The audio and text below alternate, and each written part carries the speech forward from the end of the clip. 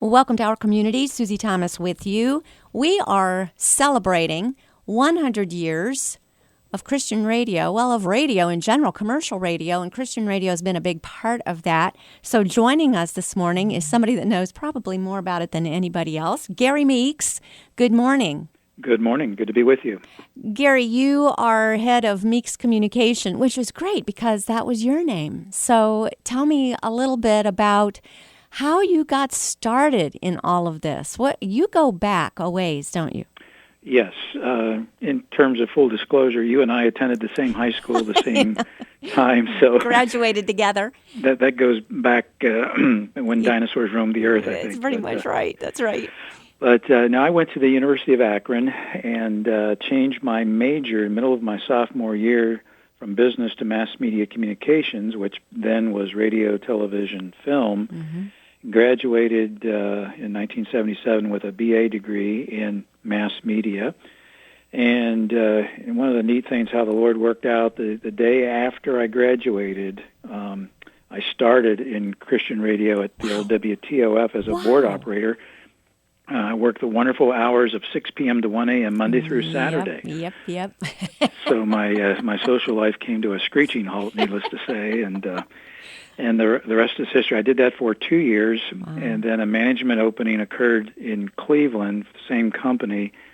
So at the age of 24, I took it and commuted to Cleveland for a while, and eventually moved up there and managed a AM station that covered Cuyahoga County.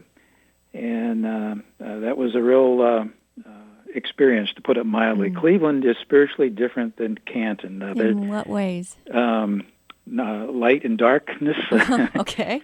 there are places, probably more Christian in Afghanistan than there are in portions of Cleveland. Really? I actually lost 2 pastor clients to gunshot wounds while serving in Cleveland.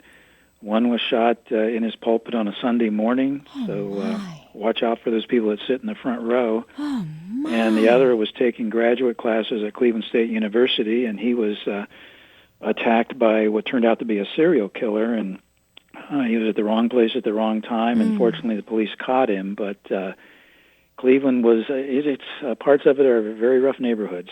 So that was mission work. Very much so, yes. It's very ethnically diverse in every single way. It's like a smaller version of New York and Chicago. Wow. You just see God's hand on your life. Not very many people graduate one day, walk across the stage, get a diploma, and are sitting the next day in their dream job. Well, when I share my testimony, the backstory of that was I applied about 4 or 5 months earlier, and there were no openings. And the time went by, and there weren't any jobs in the field. And my parents said, maybe you ought to expand your horizons and go look at something that's an actual job rather than something in your field. So I started putting out applications. I actually had a management offer from a restaurant chain, and I turned it down about 10 o'clock in the morning. And then literally within an hour and a half later, after turning this other job down, I get a phone call from the manager at WTOF and said, "Are you still available? We have a full-time opening." Wow. So if that wasn't confirmation, I don't know what is. Absolutely. Oh, my gosh. I love stories like that. Now, radio then and radio now, we're talking about 2 completely different things. Let's just for fun revisit back in the day when you took an actual record on a turntable and scooched it back a little bit. Music was either 45s or 33s, yes. And DJs had to learn the art of slip cueing a record, where you turned the turntable on, but you held it with your finger and you backed it up a quarter turn, and then released it, and it would be at full speed by the time it hit the needle. So right when you turned it on, so people wouldn't hear that exactly. on the air. Oh my goodness! Exactly. Yeah, the good old days. And editing of tapes was done with 3 items: a razor blade, splicing tape, and a grease pencil. Yeah. It's so sad that I know what you're talking about. So everything kind of went digital. It really took something to keep up, didn't it? Or how have you kept up? I attend the National Religious Broadcasters Convention every year, and the best example I can think of in terms of that leap in technology, back in the old days, J. Vernon McGee, the Through the Bible program, was delivered to radio stations in these 7-inch reels that came in metal cylinders in canvas bags. They weighed about 20 to 30 pounds. They would bring in about a month's supply at a time. Well, about 4 years ago at the NRB convention, I met with the head of Through the Bible, and after our meeting, he gifted me this funny-looking object. There it turned out to be a flash drive, but it was in the motif of a school bus. And on this flash drive was all 5 years of the radio program with Dr. McGee, plus study notes and outlines. And we used to be program by program in those heavy, giant cans. Yes. Unbelievable. So you could put it was like 1,300 radio programs were on one flash drive. And it's kind of mind-boggling, isn't it? I can remember one time editing with my husband tape and him saying, one day there won't be any tape involved. And I just couldn't even imagine. I couldn't go there. Couldn't get my head to even be wrapped around that. But that's what we have today. Describe radio today from your perspective. It's kind of good news and bad news. The bad news is back in 1996, Congress changed the rules about ownership. They lifted the limits of how many stations an individual owner could have, and that set off a buying and selling frenzy that radio had never seen before. So the small independent operators, many of them, put their stations up for sale and reaped the bonanza, and as a result, a number of people have lost jobs. Automation replaced many of them.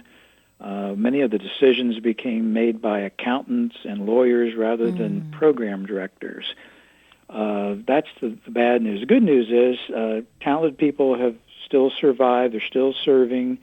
You can take a program and syndicate it and put it on from Canton, Ohio, and literally put it on all over the planet with the stroke of a mouse on a keyboard. It's been a mixed blessing. The advances in technology, but the infrastructure changes have been not so good for the industry as a whole.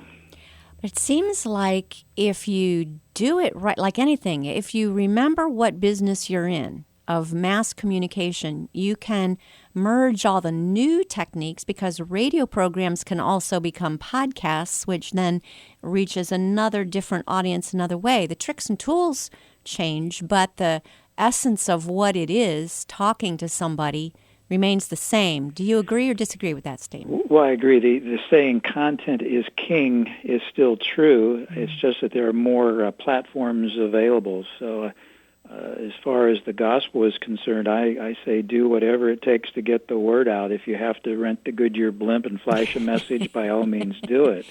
But there are multiple audio platforms today. Podcasting is growing by leaps and bounds, but it's not the be-all and end-all because there are literally millions of podcasts. So you have to have a plan to let people know there is a podcast they can listen to. Right. Just putting it out there, the old marketing analogy from Field of Dreams, if we build it, they will come. Well, no, you've got to, as Zig Ziglar once said, you got to circulate in order to percolate.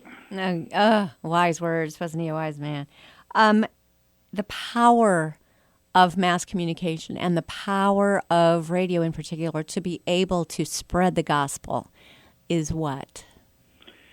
Well, it's not to be taken lightly. I'm in conversations with a gentleman today. I can't divulge his name because it's very well known, but he underwent a recent dramatic conversion experience, and he's looking to do radio. And and I told to him, this is a serious decision about whether to do a radio ministry because many people's eternal destiny hangs in the balance. So treat it with the same level of seriousness as you would as planning a church.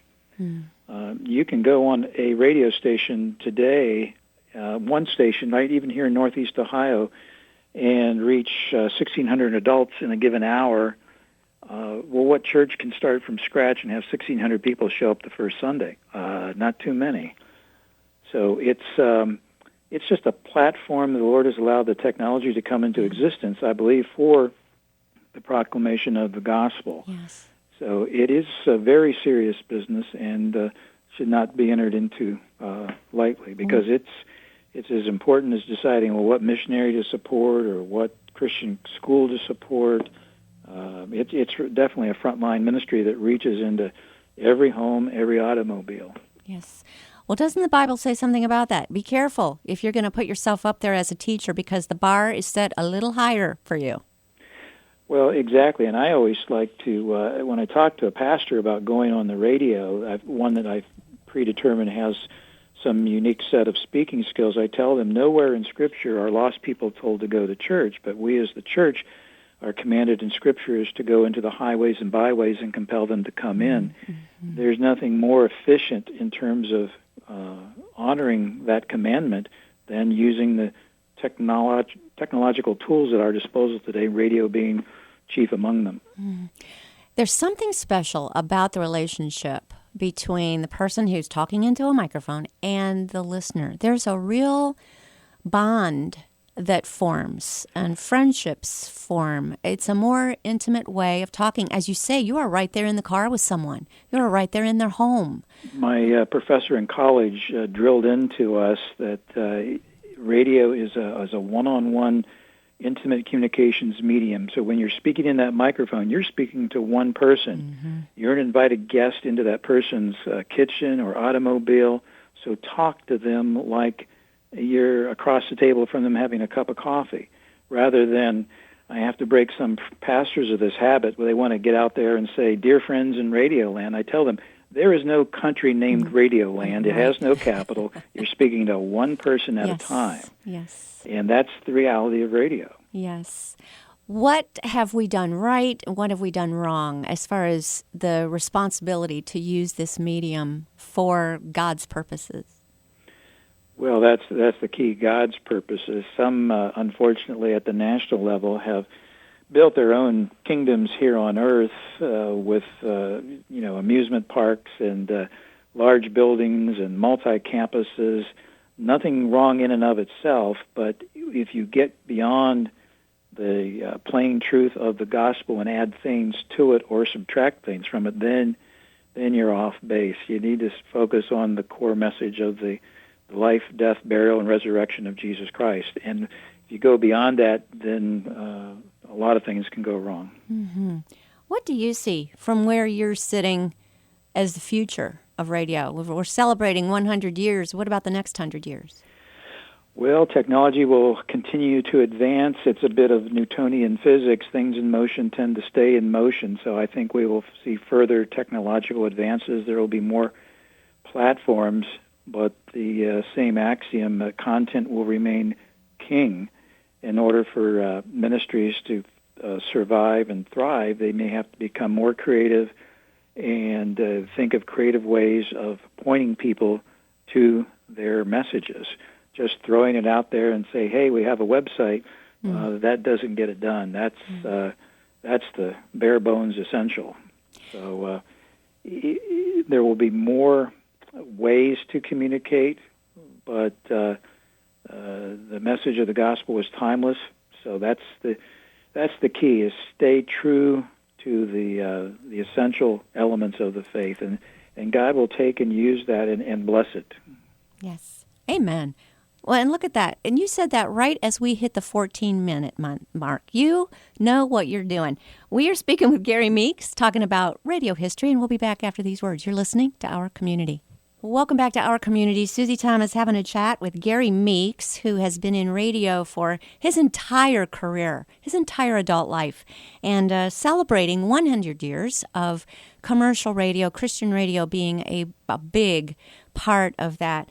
Gary, I don't even know that there are classes or majors that are called radio and TV anymore. It used to be a real popular major, but a lot of places don't even offer that now.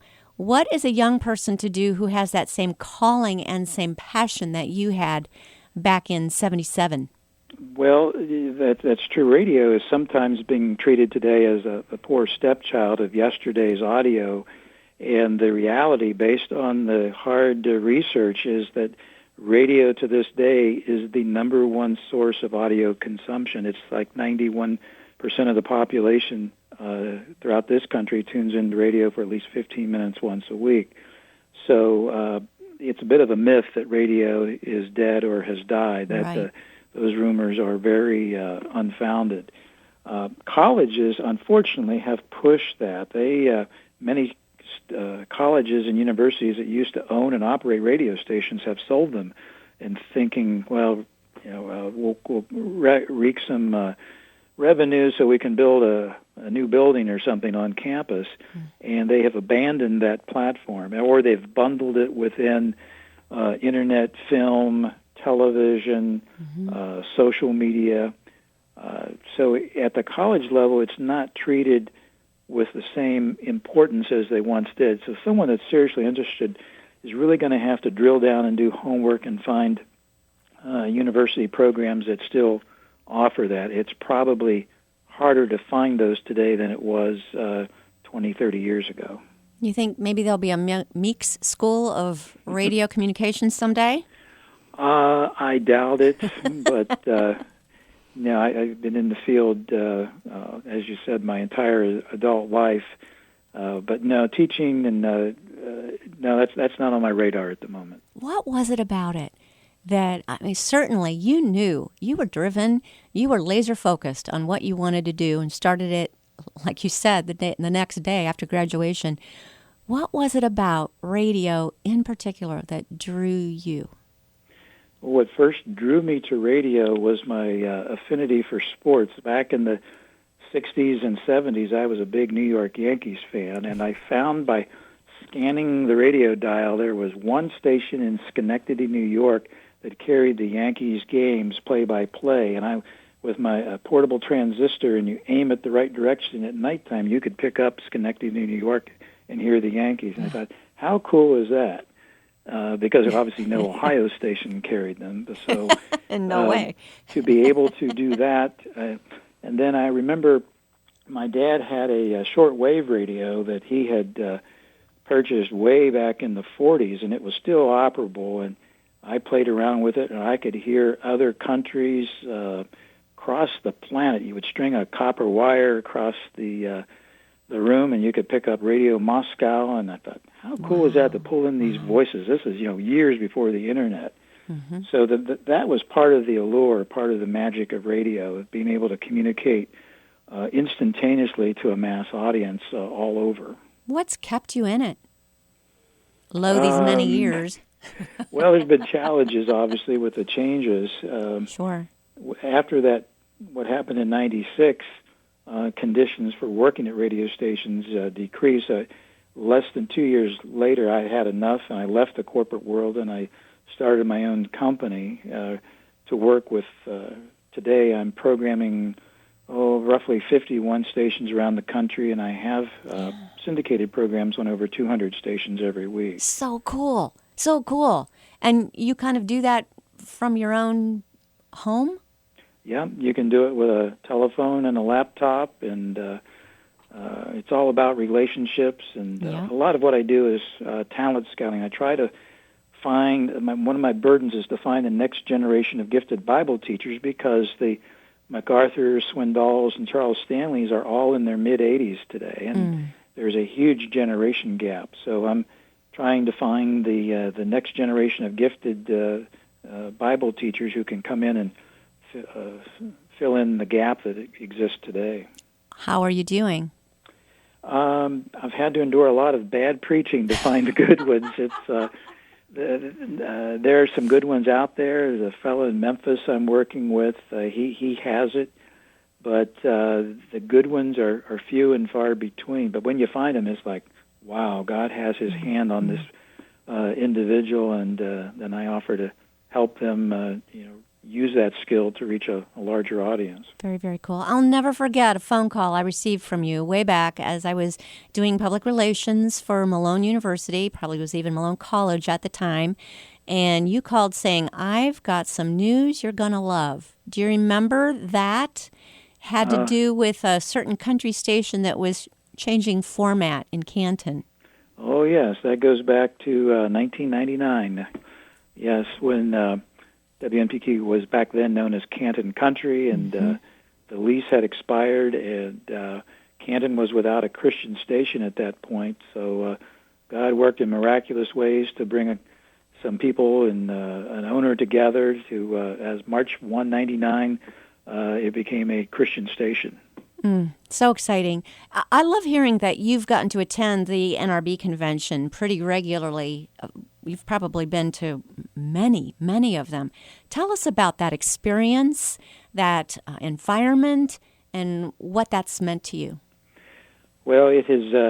My first convention was 1981. It was at the Washington Hilton, and I remember one day coming down to breakfast, the elevator doors part, and there standing 6 feet in front of me is Billy Graham talking to Pat Robertson. Wow. And I said to myself, well, that's something you don't see every day. That's right. And that was the year President Reagan spoke, and I was at the back of the room, and what a privilege it was to hear him, even though I was, probably at the farthest end of being able to hear him. And that has morphed into every year at the convention now I have typically 20 appointments, meeting with some of the best pastors in America and their representatives and authors, and so it has.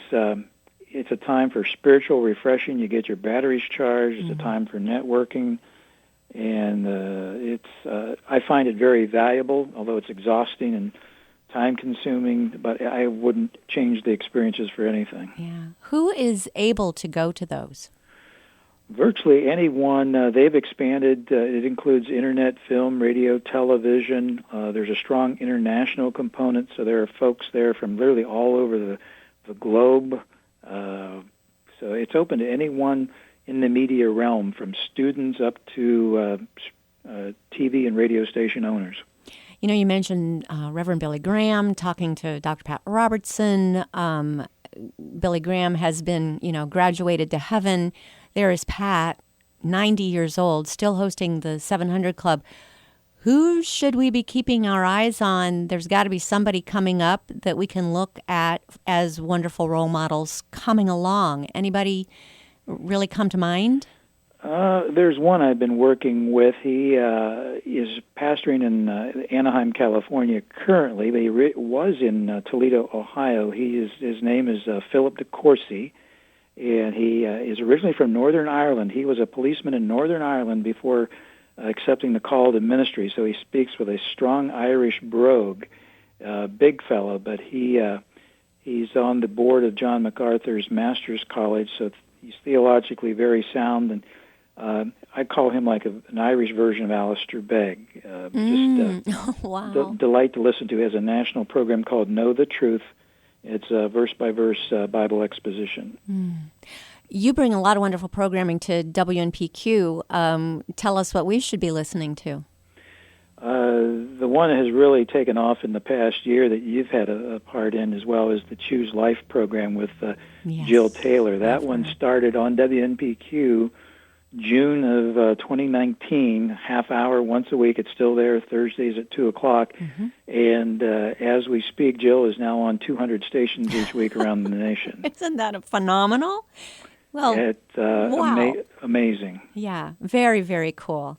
I think a lot of people still kind of wonder, what place does this have, and what place will it continue to have? I love what you're saying, that you've got the actual stats, that the news that radio has died has been extremely overstated. That's just not the truth. Where do you see it going now in the future? Well, one of the issues is the car manufacturers are at that forefront of trying to remove radio from cars, if you can believe that. Wow. So we need to, when you talk to a car dealer, say, hey, I want radio in my vehicle. I was reading an article about the Tesla has taken FM out of their new vehicles, but you can put it back in if you pay $500. So oh, my. Crazy things like that need to be stamped out because cars are a key source of radio listening, and Yes. and to take it out is just silly and ill-advised. I know I do most of my radio listening in the car, and that would be crazy, really, when you think about it, because first of all, let's be practical. How am I going to know what traffic patterns lie ahead, or how am I going to know if there is some kind of a weather event that I need to know about while I'm in my car if I don't have live local radio telling me that? Yes, if you're listening to the satellite, you're not going to be aware of a pending thunderstorm moving through. Mm-hmm. So, those are all legitimate concerns and reasons why radio, first and foremost, serves the local community with that timely emergency information that can really save lives. So it's serious. Radio needs to stay inside vehicles. So let's get that word to the car manufacturers. We haven't even scratched the surface on music, Christian music, and how Christian radio has promoted people, artists that back in the day, since we're talking about back in that day, you and I would have had to go down to Jesus 77 down in Orlando, Florida, or some of these, like the predecessors of the Alive Festival, to even hear some of these Christian artists. And Christian radio has now brought them to everybody. Touch on that a little bit. Well, I think back with my first job at WTOF, I hosted a 2-hour live request program from 10 to midnight every night back in 77 to 79, and I was the first DJ in Canton to play contemporary Christian music like Dallas Holm, Evie Carlson, Don Francisco, Keith Green, the early days. And if you got too radical, then you'd get a phone call from the manager calling you into your office saying, "What in the world are you doing?" But I pretty much knew where the boundaries were. But back in the day, the most radical song you could possibly play was a song by the Imperials called Watergrave. And you hear that today, and it's tamed by what's out there now. Do you remember when, was it Dallas Holm who sang Rise Again, when that won the Christian Music of the Year award, that was very, very controversial?